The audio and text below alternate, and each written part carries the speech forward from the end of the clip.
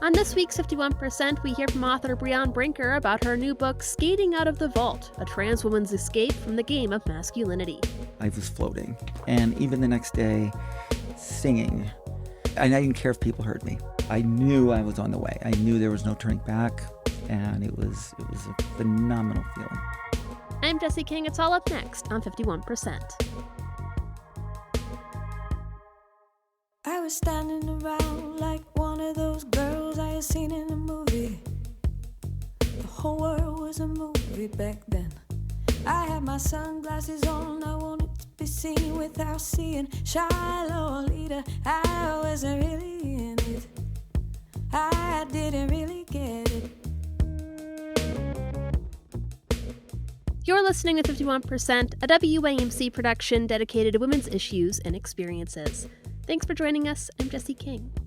Our guest today is a former NCAA hockey goalie, the current assistant athletic director at Union College in Schenectady, New York, and a new author about the trans experience.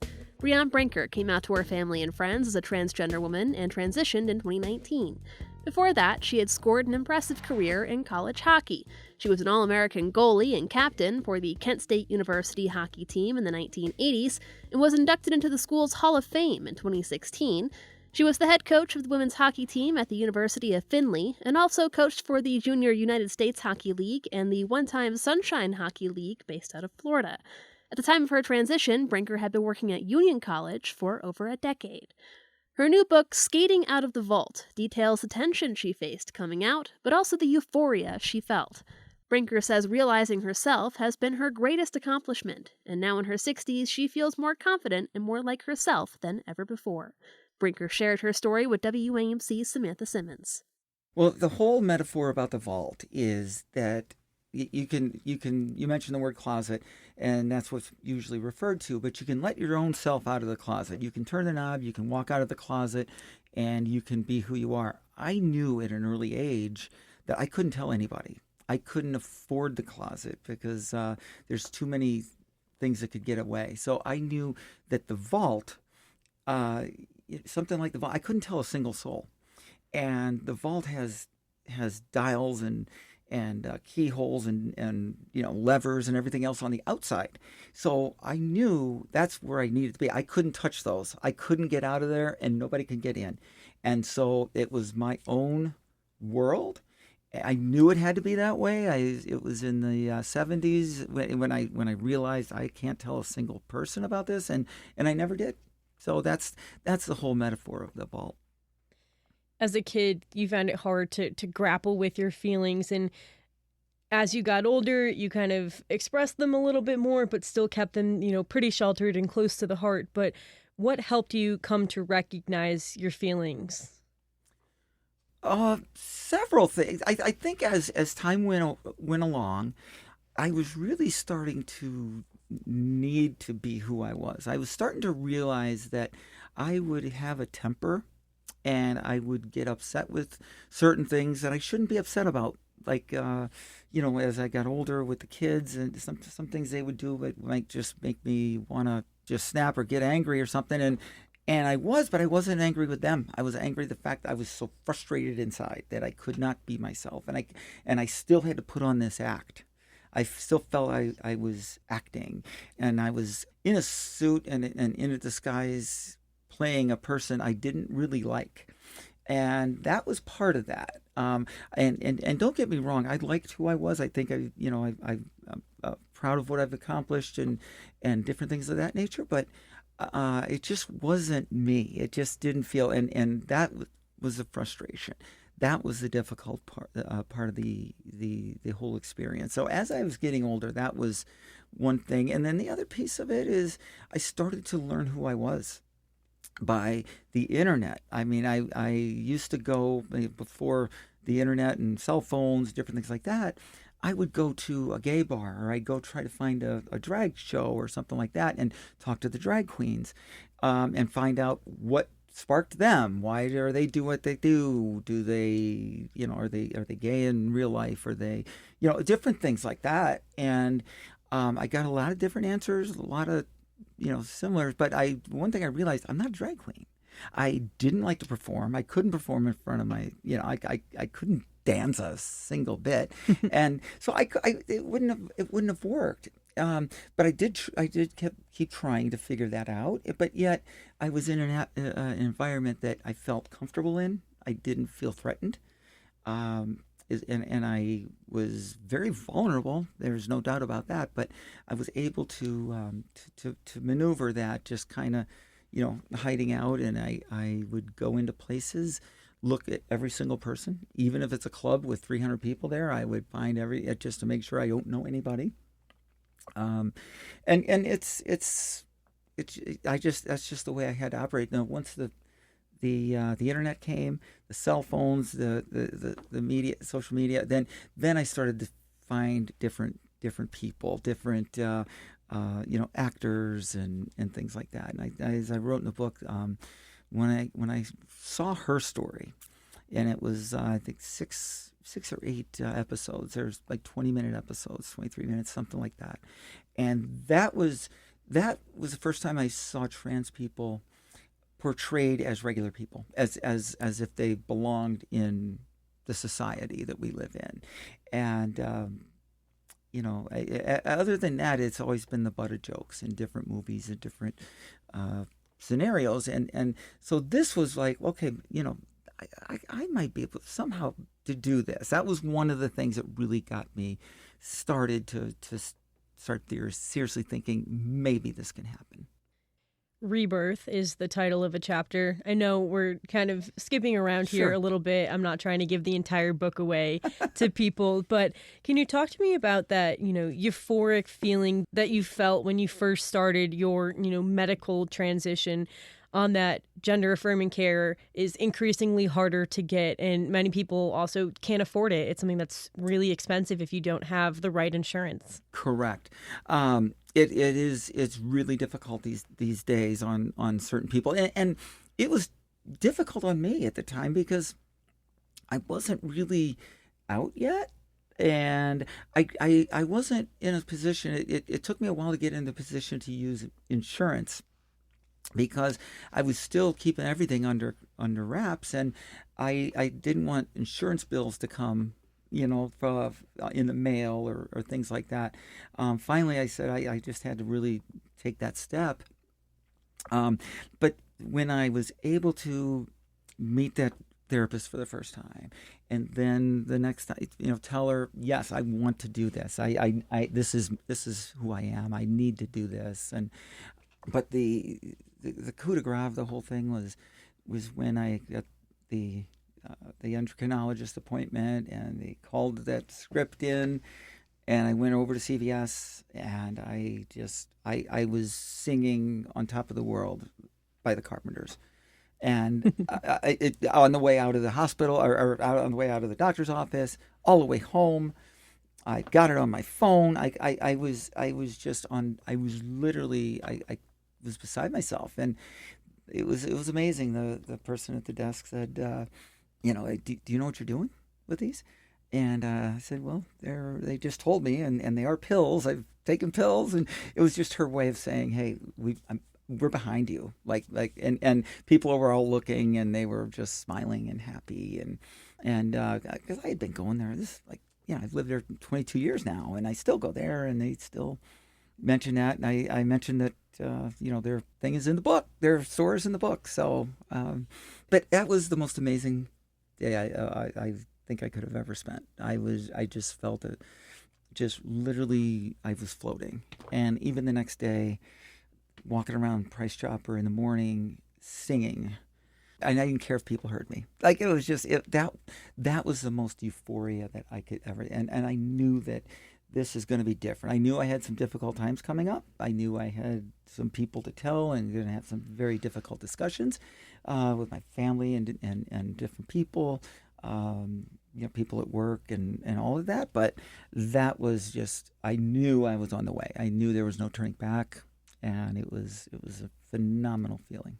Did you ever second guess this feeling after you kind of came to terms that you are transgender? Was it ever oh, maybe it's something else? Not a single second. Once I discovered what it was, who I was, Once I finally was able to get a therapist, probably about 6 months before I came out, and it took about 3 or 4 months, maybe three, that to really realize, okay, this is it. I am this, and I am going to have to do something about it. And I was, changing the way I dress, and I used to wear suits and ties to, the hockey games at Union, and I started changing that. I was going very, very androgynous, growing my gray hair out and shaving the sides and stuff like that. So it was very.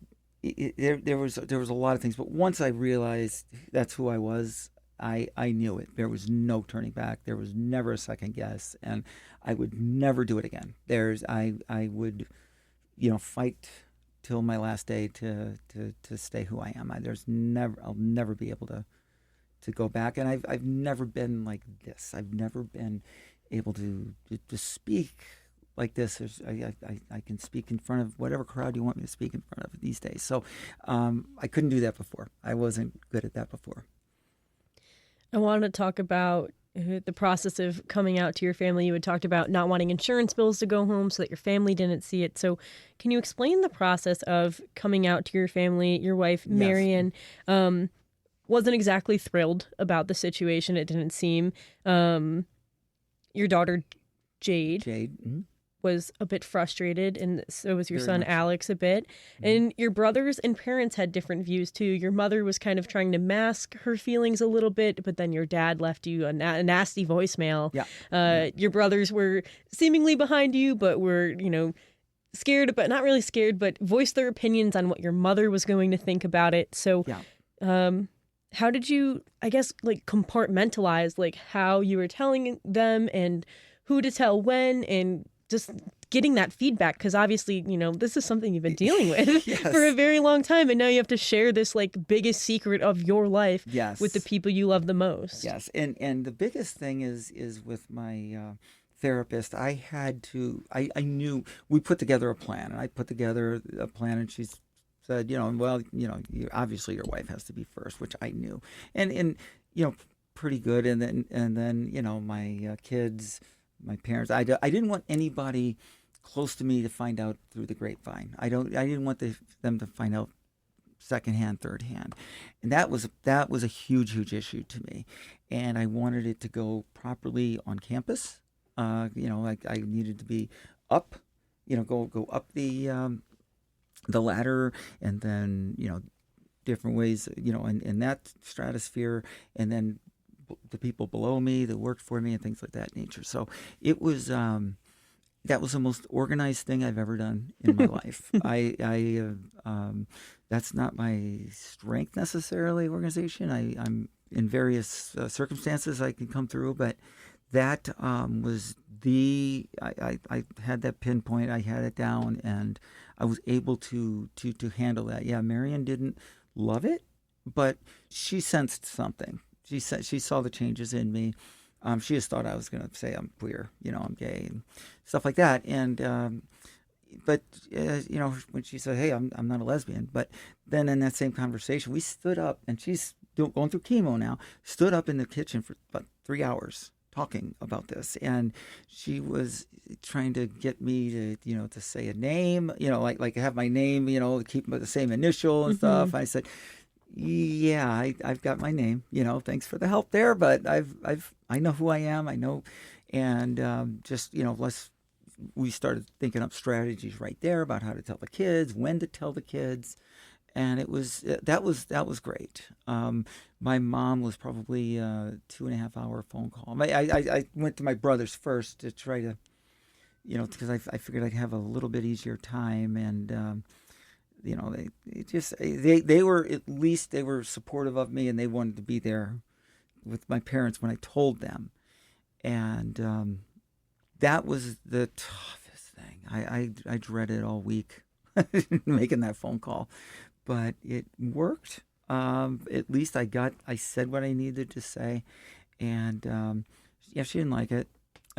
She hates it now, but that process was difficult. The worst part about it was Jade, when she really didn't like it, and she was 16 and she was at boarding school, and You said it was in the book, you said it was the worst day of your life. worst day. It was the worst. Yeah, it was the worst, and it was the worst predicament of that entire of the entire journey. The rest of anybody I could have gotten through, but that one was the most difficult. But thankfully she's 100% on my side now, and it's been amazing. For those of you who are just joining us, we're speaking with Brianne Brinker about her new book called Skating Out of the Vault. You have, a large involvement with D1 athletics at Union College, and you've been involved in collegiate sports elsewhere. You came out to your colleagues slowly and strategically, which we just talked about. Yeah. But in the sports world itself, you talk about getting inducted into a couple halls of fame and that being a decision on, how you wanted to go about that. How did it feel in the sports world? Because, that is your life. That is how you grew up and what you wanted to do with your career and what you are doing with your career. Yeah, it was terrifying. It was really terrifying. And even back when I knew I really wanted to be, once I realized I'm not getting drafted pros at age 17 or 18, I knew I was going to be going to college. I wanted to be there. I wanted to get, play the highest level I could possibly play. And I knew that not a word of this, but had I, went ahead and, changed my gender, which in those days you just didn't talk about. Girls hockey wasn't really developed at that point in time. So I thought, hockey would be over, especially where I was from in St. Louis. There really wasn't very many girls playing at all, if any. I just don't remember many. I'm probably missing somebody or two, but whenever there was, let's beat the shit out of it. Let's run her, let's knock her out of the game. And what good is that? What is that all about? But all those types of little things just kept me right where I was. And but yeah, it's playing both sides, just opposite ends of the, toughness, machismo in one end, and then just being, caring and trying to be the best person I can in the other. And it was a balancing act. And again, I was acting. There was times I didn't want to stand up for somebody if they're, if they're saying, "Oh, look at that queer person, you this and that," and I didn't have the guts to stand up. And part of it was, if I stood up for them, why they're going to say, "Why are you standing up for them? Are you queer too?" That was what was going through my mind, but I just didn't have I just wasn't brave enough for that. I just was doing everything I could to stay in that vault, to stay safe, and that was a big part of that. You talk in the book about your Team Trans hockey team, and then before we started this interview, we talked about the importance of community. So how has that supported you in your transition? Well, I think it was amazing. That's one of the high points of my life. Being able to go play with Team Trans. I think I'm sure we have over 200 people right now on our program, from coast to coast in the United States, coast to coast in Canada. They're all over the place. Some people I haven't even met in person. They're just we're on socials or something like that. But there's a lot of people I've met. I've got to be very close with. It's an amazing, euphoric feeling to be around that. And I don't have to be around just queer people or trans people or anything like that. But when we do, there's just something special about it. And you can say things, you can talk about things, you can talk about your meds, you can talk about your surgeries, you can talk about, without having to worry about what these cis people are thinking. Because it's just, there's just a comfort level that anything goes. And so that is just wonderful. And just, we know everybody there has a story, has a really difficult, has had a difficult road, maybe going through a difficult road. Some people have lost jobs because of who they are, family members, friends, communities themselves. And then others are doing terrific and thriving, and there's such amazing role models.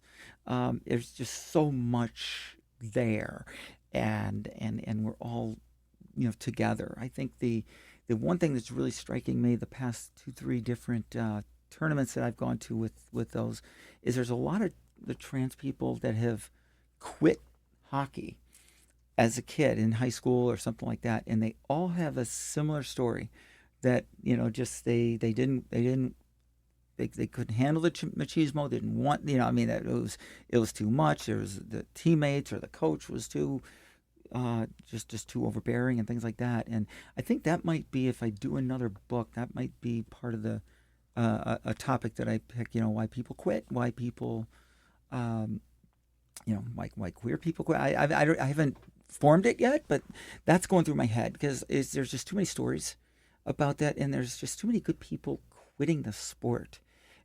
Talented people, not just I mean, these people have skills, and so that shouldn't happen.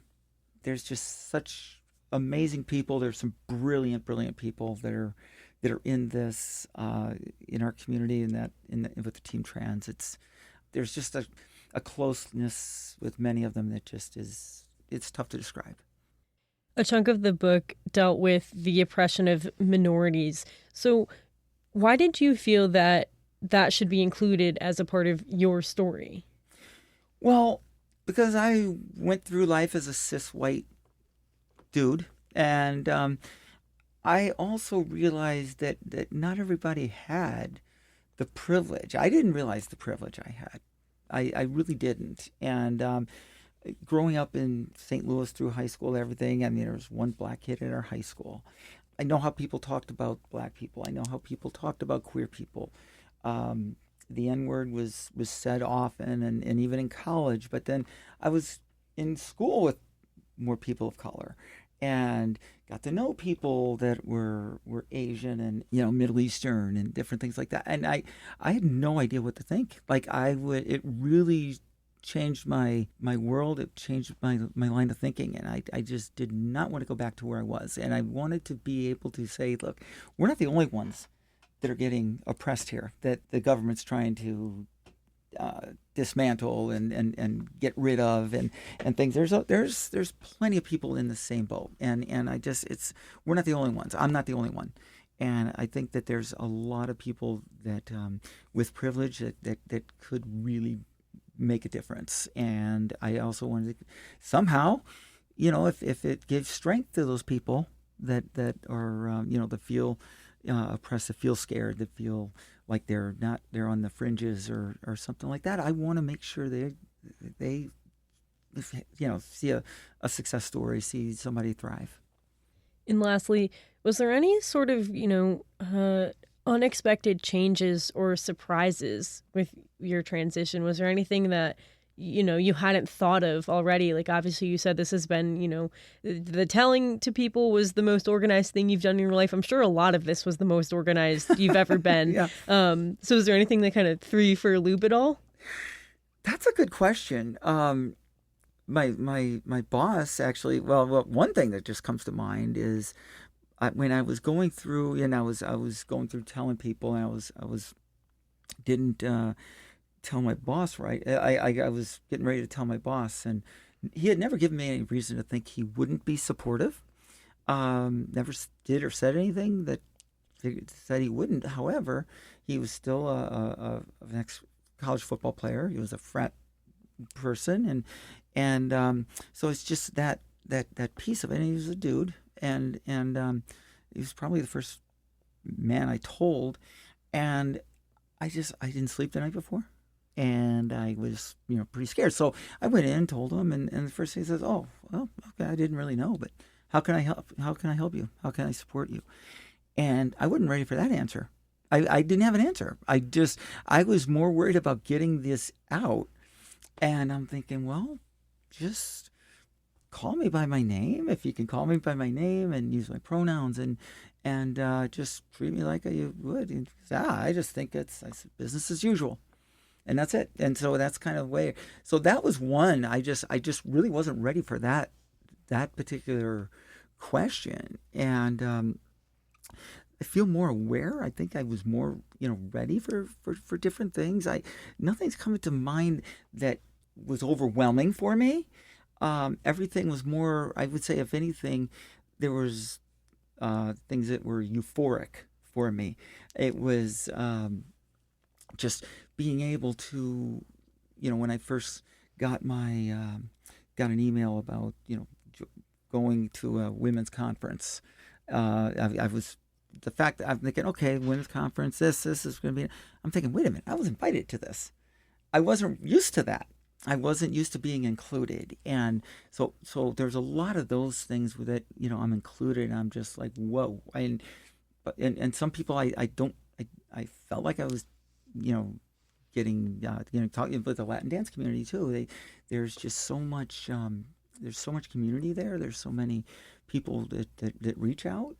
And just, we do a, birthday party. I'm included in those now. And it's just, I didn't go in there thinking that would even happen. I just thought I'd learn how to dance, and I didn't know where it was going to go. And I'm now performing and hanging out with different groups of people. So that's a difficult one, but other than it, just every day is a joy. I love who I look at in the mirror. So I don't know if anything overwhelms me like that. And I might have said lastly on the last question, but I'm going to say it again. It's okay.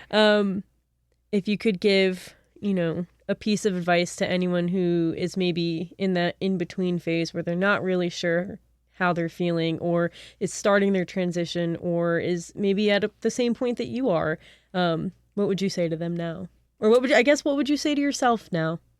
Well, myself, I know who I am. I love who I am. And so, but I think that the big thing is find community, find somebody to talk to, get therapy. I think therapy should be normalized. It should not be a big deal. It should not be this. It should not have the stigma it used to have. And I think it's going that way. I don't find that people talk about therapy in the same way they used to, and I think that's great. It's healthy, and I think everybody should embrace that. I think there's and there's some people like, I don't want to tell a stranger. I said that's the easiest one. You tell a stranger. That's when that's how it made it easy. When I was like looking for clothing and stuff to kind of wear, it was easier to go to a place where I didn't know anyone.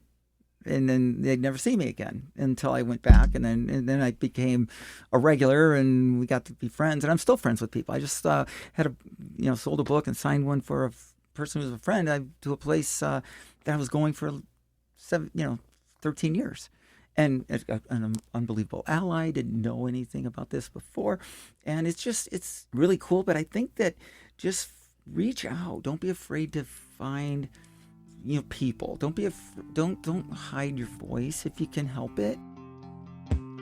That was Brianne Brinker, Assistant Athletic Director at Union College, speaking with WAMC's Samantha Simmons.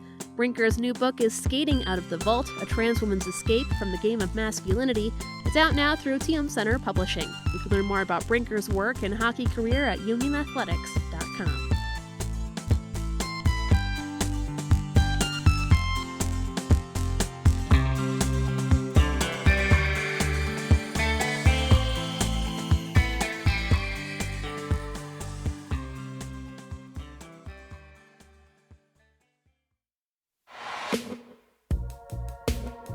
Thanks for listening to this week's 51%. 51% is a national production of WAMC Northeast Public Radio in Albany, New York.